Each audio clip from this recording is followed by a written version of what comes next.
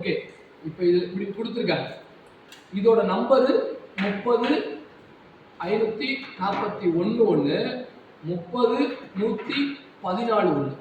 இந்த ரெண்டு நம்பர் வந்துச்சுன்னா இது கிராண்ட் சிக்னல். இப்போ என்னன்னா இது எங்க வேணாலும் போகலாம், இதுல எங்க வேணாலும் இது சார்ந்து இதுல எங்க வேணாலும் எம்சிக்கு போகலாம். சிகேபிக்கு மட்டும் இது முக்கியமான சிக்னல். நமக்கு ஸ்கேனர்ல லைவ் டேட்டால இன்ஜின் ஆர்பிஎம் வரல அப்படின்னா இந்த சென்சார் போயிடுச்சு, இந்த சென்சார் இந்த ஐசி போயிடுச்சுன்னா லைவ் வராது, இன்ஜின் ஆர்பிஎம் ஏறாது, வண்டி ஸ்டார்ட் ஆகாது. அப்போ போயிடுச்சுன்னா இதை மாற்றியாகும். மாற்றிட்டோம்னா போதுமானது. இங்கிட்ட ஏதாவது ட்ராக் ஏதாவது கட் ஆகும்னா லைஃப் ரொம்ப கம்மி. ஆனால் இது எம்சி வரைக்கும் போகணும். இதில் எந்த பின்ல வேணால் எங்க வேணாலும் பூந்து போகலாம்.